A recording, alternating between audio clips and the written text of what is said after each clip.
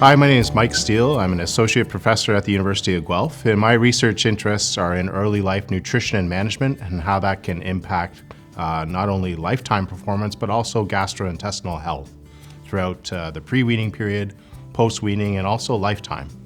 So it's an exciting area to look at early life management because there's been a wide array of studies that have been shown that how we manage calves in early life can have a long-term impact. So there's relationships between, in particular, average daily gain and lifetime production, and that's in multiple studies. Also, the use of antibiotics during the pre-weaning period has been associated with reduced production of that cow in the first lactation. So there's a lot more interest in this area in trying to find optimal feeding and management strategies to improve health. So my research focus is on colostrum management, milk feeding strategies, weaning, also post-weaning. So I'll go through some of the latest findings from my lab in these particular areas.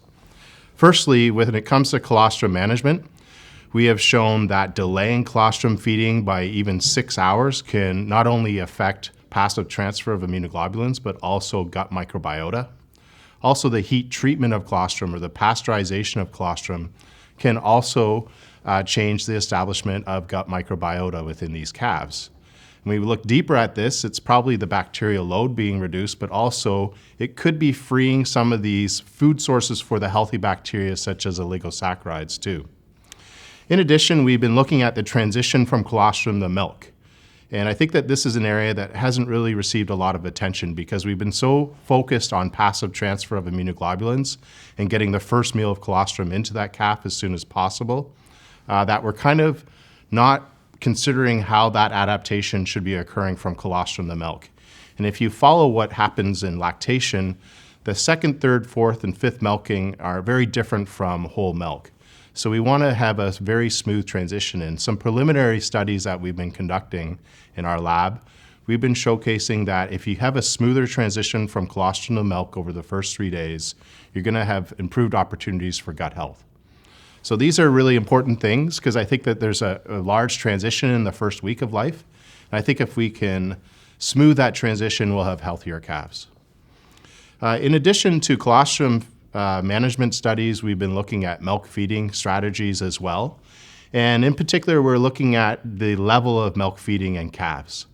So we've been fortunate enough at the University of Alberta, where I started my academic career in the University of Guelph now, is we use automation. And that makes things a lot easier in order to increase the overall feeding rates in early life.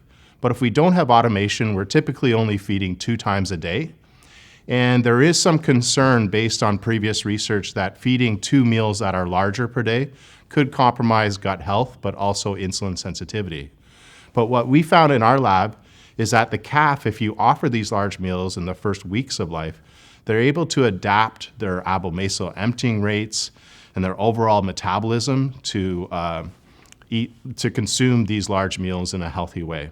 So you can only feed 2 times a day. However, they still have more growth because you're delivering more nutrients to these animals in a healthy fashion.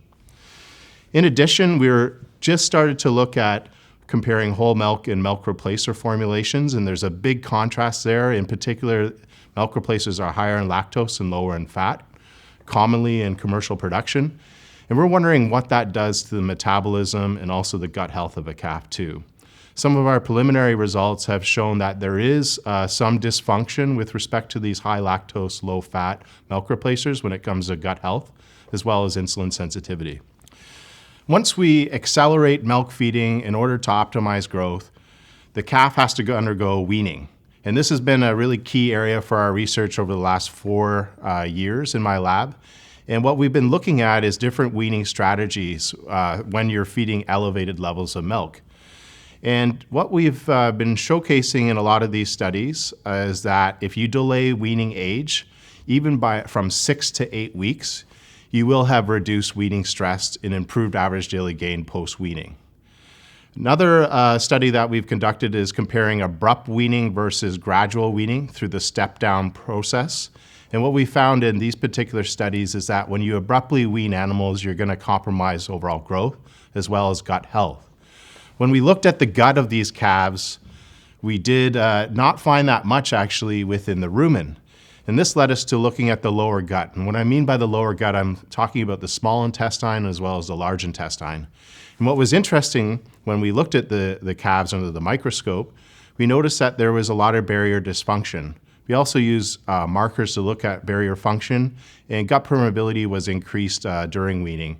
And we think it's happening in this lower gut. Another important finding from these studies is that we noticed that the fecal starch in these calves that were abruptly weaned was higher, indicative of what you would find in a cow that's suffering from subacute or acute ruminal acidosis that's induced by elevated grain feeding.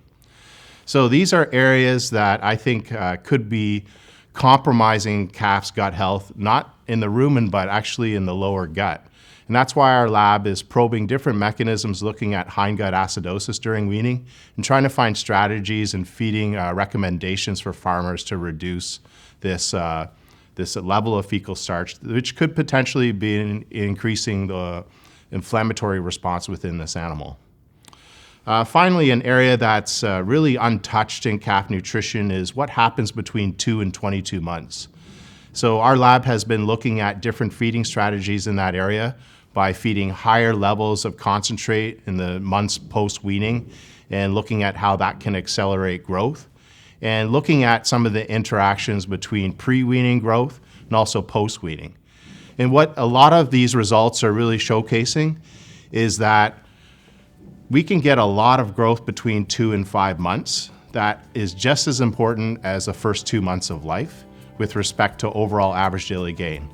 In fact, you can actually achieve a lot more growth at accelerated rates post-weaning between 2 and 4 months compared to the first 2 months. So I think that we need to pay closer attention to post-weaning nutrition, making sure that we can elevate growth rates in a very efficient manner. So in summary, it's a really exciting time to be in calf research, in particular in gut physiology. And I think that we've just touched upon the surface of a lot of these key concepts in colostrum feeding, milk feeding, and weaning. And there's so much more to do. And I think it's the perfect time to be in calf research. And thanks for your attention.